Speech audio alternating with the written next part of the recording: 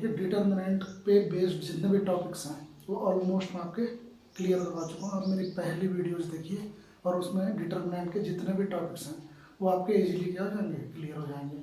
अब डिटर्मिनेंट पे based exercise को हम किस तरह से सॉल्व करेंगे, तो देखिए डिटर्मिनेंट पे बेस्ड एक्सरसाइज है, कुछ क्वेश्चन हैं, आई थिंक इस बेस पे आप सारा कुछ क्लियर कर सकते हो। तो पहला क्वेश्चन है, without expanding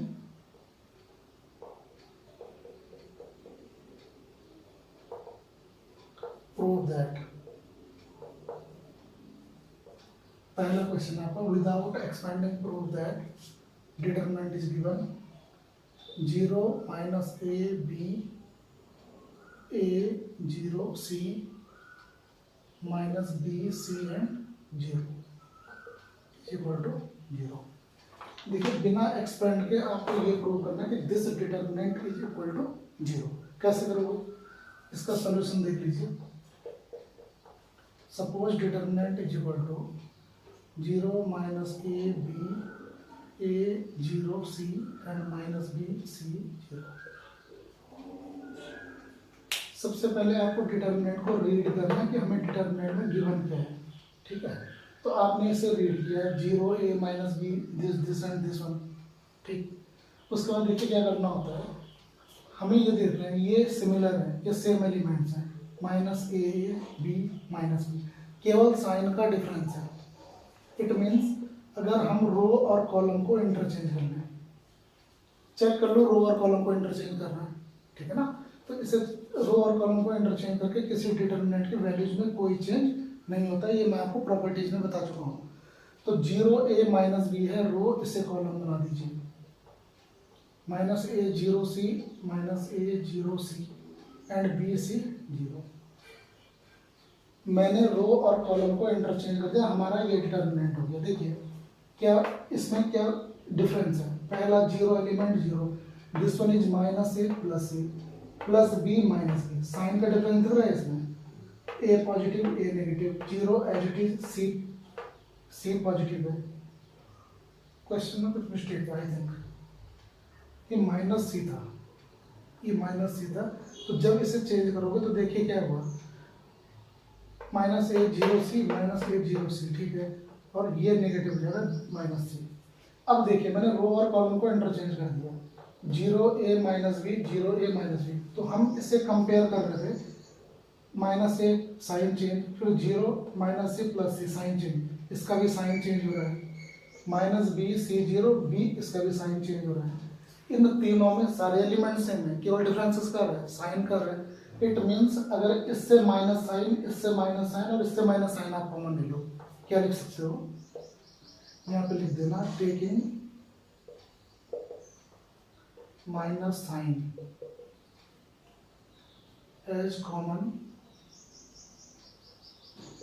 फ्रॉम, आप C1 C2 C3 या R1 R2 R3 जिससे मर्जी उससे ले लो, मैं C1 C2 एंड C3 करता हूँ। इन तीनों से माइनस साइन कॉमन ले लीजिए, आपका जाएगा डिटरमिनेंट इज इक्वल टू, देखिए माइनस 3 टाइम्स आ रहे हो, 1 2 एंड 3 टाइम्स C1 से, इससे भी कॉमन लिया, इससे भी कॉमन, जितने टाइम्स कॉमन लोगे यहाँ पे वो साइन आप लिख दोगे, माइनस माइनस माइनस। अब क्या होगा, डिटरमिनेंट के अंदर सबके साइन चेंज हो जाएंगे, तो 0 माइनस ए प्लस बी आ जाएगा, 0 minus A plus B, A 0 minus C A 0 minus C, B minus B C और 0 हो जाएगा, minus B C and 0। Minus 3 times into हो रहा है तो माइनस हो जाएगा, माइनस अगर odd number of times into होता है तो उसकी प्रोडक्ट क्या होती है, नेगेटिव आता है, तो माइनस आ गया। और अंदर आपका आ जाएगा ये 0 A minus B minus A 0 C and B minus C 0। अब इस डिटरमिनेंट को कंसीडर करो, देखिए ये कौन सा डिटरमिनेंट बन रहा है, जो आपको गिवन था, और जो गिवन था उस हमने क्या लिया हुआ है, डेल। इट मीन्स इसकी प्लेस में आप क्या लिख सकते हो, इसकी प्लेस में आप डेल लिख सकते हो, del is equal to minus del आ जाएगा, इस डेल को LHS में शिफ्ट कर दीजिए, del plus del is equal to 0, it becomes 2 del is equal to 0, therefore del is equal to zero, और डेल क्या है, डिटर्मिनेंट है। अब देखिए बिना एक्सपेंड किए हुए हमने केवल प्रॉपर्टी यूज करके इसकी वैल्यू कितनी निकाल दी, जीरो। ये इंपॉर्टेंट क्वेश्चन में काउंट होता है।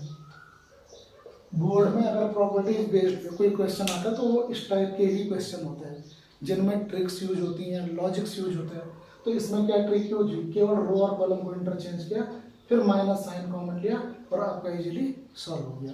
देखिए जितने भी ट्रिकी या लॉजिकल क्वेश्चंस होते हैं, अगर आप उसे एक बार कर लो और लॉजिक आपको क्लियर हो गया, 100% आप उसे कभी भूल ही नहीं सकते, ठीक है ना।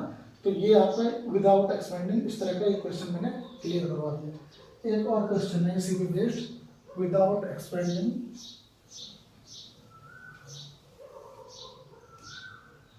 prove that question is 1 upon a, 1 upon b, 1 upon c, a square, b square, c square, b c, c a, a b is equal to 0। आपने इसका सोल्यूशन लिखा, del is equal to determinant is equal to 1 upon a, 1 upon b, 1 upon c, a square, b square, c square, b c, c a, a b। This one is your determinant. इसे solve बिना expand किए हुए, without expanding prove that this is equal to 0। देखो without expanding के हमारे पास दो case, sorry zero, किसी डिटर्मिनेंट को जीरो प्रूव करने के हमारे पास दो प्रॉपर्टीज हैं, केवल टू प्रॉपर्टीज हैं। फर्स्ट वन इज दैट की every element or every entry in a row or a column of a determinant is 0, then its value is also equal to 0, and if two rows or columns are same then its value is also equal to 0। मतलब सीधी सी बात है कि या तो किसी रो या column के सारे एलिमेंट जीरो होने चाहिए या दो रो या दो कॉलम इक्वल होने चाहिए। तो इसमें हमारे पास न तो दो रो या कॉलम सेम है और न ही कोई एलिमेंट क्या है, जीरो है। हमें जीरो लाना है तो सबसे पहले क्या करोगे कि ये अपॉन में जो है इनको हटाओ, जो अपॉन में इसके है ए बी सी, इनको हटाओ। तो इसको हटाने के लिए आप क्या करोगे, इस पूरी रो को ए से मल्टीप्लाई कर दो, ए हट जाएगा, वन बच जाएगा। तो यहाँ पे लिखोगे अप्लाइंग, इसी में एक और इम्पोर्टेंट चीज आ गई, देखिए क्या, मैं आपको अलग से बता देता हूँ। अगर आप R1 में चेंज कर लो तो R1 जैसे R1 माइनस 3R3 कर लो, इस बाद वाले में किसी से भी इंटू डिवाइड कर लो, कोई डिफरेंस नहीं आने वाला है। लेकिन जैसे इसमें मैं क्या कर रहा हूँ, R1 इज इक्वल टू ए से इंटू करूंगा R को, तो ये ए हट जाएगा, तो जिससे इंटू करोगे उसी से डिवाइड भी करना पड़ेगा। ये रूल होता है, अगर R1 चेंजेस टू R1 कर लो तो R1 में जिससे इंटू करोगे उसी से डिवाइड भी करना पड़ेगा, ठीक है ना। वैसे R2 इज इक्वल टू क्या होगा, B से इंटू B से डिवाइड, और R3 is equal to C upon C R3। अब आपके माइंड में आ रहा होगा ए से काट देंगे, लेकिन नहीं, हमारी रिक्वायरमेंट एडजस्टमेंट सबसे इंपॉर्टेंट, सबसे मेन फैक्टर होता है मैथ का। दो चीज़ें अगर आपको आ गई, एडजस्टमेंट एंड अरेंजमेंट, तो आप मैथ्स को बहुत इजीली सॉल्व कर सकते हो। तो इसमें देखिए R1 में ए से इंटू ए से डिवाइड, हमें ज़रूरत किसकी है, मल्टीप्लाई की, क्योंकि ये हट जाएगा तो डिवाइड वाले को बाहर शिफ्ट कर दोगे, तो ये आपका बन जाएगा, देखिए जो डिवाइड किया 1 अपॉन ए, 1 अपॉन बी, 1 अपॉन सी, डिवाइड वाले को तो बाहर कर दीजिए। R1 इसको पूरे को ए से इंटू करोगे तो यहाँ 1 बचेगा, क्यों बचेगा 1 अपॉन ए इंटू ए क्या होता है, 1 होता है, तो 1 बच गया। ए स्क्वायर को ए की इंटू करोगे तो ए क्यूब, और ये आ जाएगा A B C. Similarly 1 upon B है, 1 आ जाएगा B cube, C A B या ए बी सी, इसे भी ए बी सी लिख दीजिए, ये आ जाएगा 1 सी क्यूब और ए बी सी। ये तो आपका इतना इंटू हो गया। अब आप देखिए आपको क्या सेम लग रहा है, इसमें कुछ दिख रहा है आपको सेम, बिल्कुल दिख रहा है। क्या दिख रहा है कि A B C, A B C, A B C, इन तीनों में, इस थर्ड कॉलम में ए बी सी क्या आ रहा है, कॉमन आ रहा है। तो अगर किसी रो या कॉलम से कुछ कॉमन आता है तो उसे क्या कर सकते हो आप, कॉमन ले सकते हो, मीन्स बाहर लिख सकते हो। तो आप लिख सकते हो यहाँ पे taking A B C as common from C3, तो C3 से आपने इसे कॉमन लिया तो बाहर आ जाएगा ए बी सी, इसके अपॉन में क्या है, ए बी सी है, 1 1 1 ए क्यूब बी क्यूब सी क्यूब, ये कितना बचेगा, 1 1 1 बचेगा।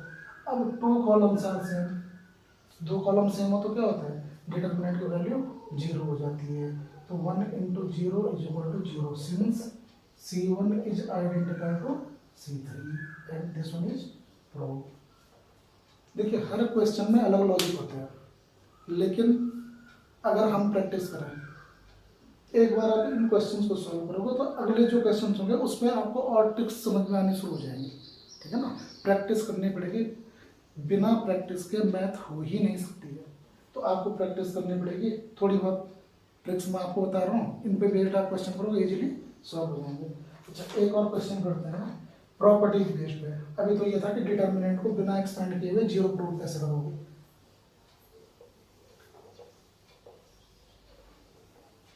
तो क्वेश्चन है using properties of determinant so that, question 1 is using properties of determinant prove that.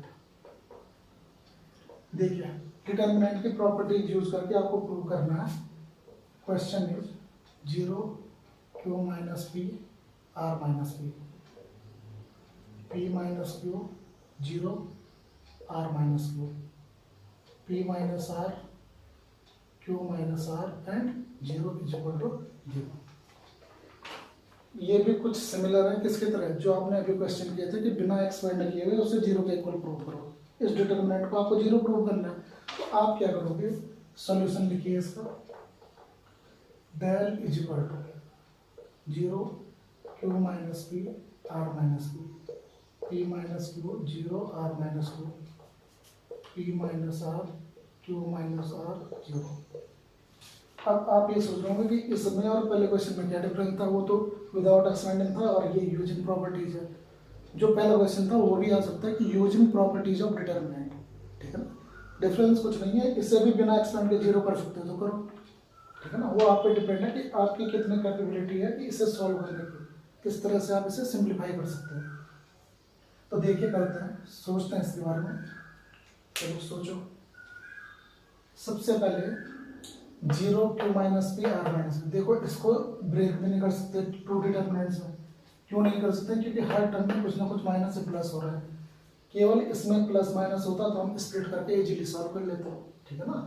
अब देखिए हमारे पास यहाँ चेक करो कितने वेरिएबल्स गिवन है, p q p r। देखिए मैं लिख देता हूँ वेरिएबल कौन कौन से, एक p है, q है और तीसरा r आ गया। p q p r, इसमें भी q p q r है, r p r q। It means in तीनों वेरिएबल पे बेस्ड क्वेश्चन है, ठीक है। अब कभी भी केवल 3 ही वेरिएबल हो और बहुत सा, जैसे ये टर्म्स तो रखिए आपको भाई, first element, second element, third element, ठीक है। एक तो मेथड होता है, या तो इनको प्लस कर लो, प्लस करके ओरली चेक कर लेते हैं। 2p - q - r, 2q देखिए अलग अलग आ रहा है, ये 2p आ रहा है, ये 2q आ रहा है। इट मीन्स या तो इसे किसी में से माइनस कर लो, ठीक है ना, वो आपको सोचना है। तो ये r1 है, मैं इसमें अप्लाई कर रहा हूँ। थोड़ी सी क्वेश्चन को वॉच कीजिए कि एक्चुअल में क्वेश्चन है क्या, ठीक है ना। तो applying r1 - r3, r1 = r1 - r3 and r2 change to r2 - r3। एक और इम्पोर्टेंट चीज मैं आपको इसमें बता रहा हूँ कि एक बारी में केवल 2 ही ऑपरेशंस आप कर सकते हो, 2 से ज़्यादा नहीं, ठीक है ना। 2 से ज़्यादा इसलिए नहीं होते क्योंकि r1 और r2 तो चेंज हो गए। अगर मैं r3 में भी कुछ चेंज करता हूँ तो r3 जो चेंज होगा वो इन दोनों में होगा, आफ्टर चेंज होगा। वो बहुत कॉम्प्लिकेटेड होता है। वन टाइम मैक्सिमम 2 ऑपरेशंस आप करना, कोशिश करना 2 से ज़्यादा ना करो, क्योंकि उसमें मिस्टेक्स होने के चांसेस होते हैं। तो r1 = r1 - r3 है। मैंने क्या किया, r1 में से r3 को माइनस किया। स्टार्टिंग में r1 में से r3 माइनस करने में आपको प्रॉब्लम होगी, तो आप रफ में क्या करोगे, r1 को लिखिए, r3 को लिखिए और माइनस करके इसे रिजल्ट में लिख दीजिए। r1 क्या है, 0, p - q and p - r। r3 क्या है, r - p, r - q and 0। अब इसे माइनस कीजिए, देखिए 0 में से इसे माइनस करोगे तो -r + p आ जाएगा। इसमें से इसे माइनस करोगे तो देखो माइनस माइनस क्यों है, तो ये कट जाएंगे, सेम साइन है ना, तो p - r बचेगा और ये भी कितना बचेगा, p - r। तो आपका आ गया -r + p, p - r and p - R. कुछ दिखा आपको इसमें, ये तीनों सेम आ गए, आप कॉमन ले सकते हो सर, ठीक है ना। वैसे सेकंड रो मैंने माइनस की हुई, क्या है सेकंड, R2 लिखिए और R3 लिखिए। माइनस करने का सिंपल जो मेथड है, स्टार्टिंग में आप इसका यूज कर सकते हो, जैसे जैसे कैलकुलेशन स्ट्रांग होगी इजीली आप ओरली माइनस कर सकते हो। R2 है Q minus P 0 Q minus R and R minus P R minus Q and 0। Minus करिए ऐसे, इन दोनों का साइन सेम है, माइनस करने पे कट जाएंगे, क्या बचेगा Q माइनस R बचेगा। 0 माइनस दिस, दोनों के साइन चेंज कर दीजिए, Q minus R and this one is also equal to Q minus R। तो ये आ जाएगा आपका Q minus R and Q minus R। Third में हमने कोई चेंज नहीं किया तो वो एज इट इज आएगा। अब देखिए बहुत सिंपली ये सॉल्व हो गया, ठीक है ना। मैंने आपको बताया छोटी छोटी ट्रिक्स हैं, जैसे जैसे प्रैक्टिस करोगे वैसे वैसे आपका और क्लियर होता जाएगा। मैं कोशिश कर रहा हूँ आप उन ट्रिक्स को समझें। तो P माइनस आर इससे कॉमन आ रहा है, लिख देना यहाँ पे जो जो आप कॉमन ले रहे हो, P माइनस आर, और सेकंड रो से आ रहा है Q माइनस आर। 1 1 1 1 1 1 R minus P R minus Q and 0 is equal to P minus R dot Q minus R into 0। 0 क्यों हुआ लिख देना, since R1 identical to R2 this it becomes 0। ये आपका RHS प्रूव। अब देखिए इसे भी बिना एक्सपेंड करके आपने प्रूव कर दिया। अब इसमें आप सोच रहे प्रॉपर्टीज ऑफ डिटरमिनेंट क्या हुई, ये प्रॉपर्टीज ऑफ डिटरमिनेंट है जो आपने इससे कॉमन लिया, ये प्रॉपर्टीज ऑफ डिटरमिनेंट है। तो इजीली आपका सॉल्व होकर 0 आंसर आ गया, ठीक है। तो ये इस तरह का क्वेश्चन। एक क्वेश्चन और करते हैं, सेम क्वेश्चन है, using properties of determinant prove that this is equal to 0। ये है 1 1 1 1 1 1 A B C B plus C C plus A plus B equal to 0। ये एग्जाम्पल है आपको। तो इसका सॉल्यूशन देखिए, determinant is equal to 1A B plus C 1B C plus A 1C A plus B। अच्छे से solve करते हैं। डिटरमिनेंट जब भी हम सॉल्व करते हैं, प्लस वाले कोई क्वेश्चन होता है हमारे माइंड में सीधे स्प्लिटिंग वाला मेथड आता है कि इस डिटरमिनेंट को 2 डिटरमिनेंट में ब्रेक कर दो। थोड़ी सी सोचिए आप, सबसे पहले चेक करिए वेरिएबल कौन कौन से हैं। सबसे इंपॉर्टेंट कि इसमें वेरिएबल कौन कौन सा, हमें क्या प्रूव करना है। इसमें वेरिएबल यूज हो रहे हैं A B C। B मतलब सीधे सीधे कौन से हैं, A B और C। A B C B C A C B। हमें इन तीनों में रिलेशन बनाना। अगर आप ये फाइंड आउट कर लेते तो हमें पता चल जाता है कि हमें किस में क्या रिलेशन बनाने हैं, ठीक है ना। RHS में 0 लाना है तो या तो 2 रो कॉलम सेम होगी या एक को 0 कर लो, ठीक है। तो इसमें देखिए क्या है A B C, अगर मैं इसको ऐड करता हूँ तो A plus B plus C आ जाएगा। B C A सेम ये भी है और ये भी आ जाएगा। इट मीन्स अगर आप R2 और R3 को applying R2 changes to R2 plus R3, R2 और R3 को ऐड कर दीजिए 1 1 1, ये आ जाएगा A plus B plus C A plus B plus C and A plus B plus C। मैंने इसका ऑर्डर चेंज कर दिया, देखिए B plus C plus A था, मैंने A plus B plus C लिख दिया। ये आपको पता है कि A plus B plus C B plus C plus A के इक्वल होता है, ठीक है ना। ये छोटी क्लासेस में हम पढ़ रहे हैं तो ये B plus C C plus A और A प्लस B आ जाएगा। अब क्या दिख रहा है आपको, ये तीनों में कॉमन आ रहा है, दिख रहा है ना आपको। तो आप क्या करोगे, A plus B plus C common, ये स्टेप्स लिख देना, ठीक है ना, कि taking A plus B plus C common from R2। तो ये 1 1 1 1 1 1 B plus C C plus A plus B and A plus B plus C into 0 is equal to reason लिख देना, since C1 is equal to C2। अगर 2 column same हो तो determinant की value क्या होती है,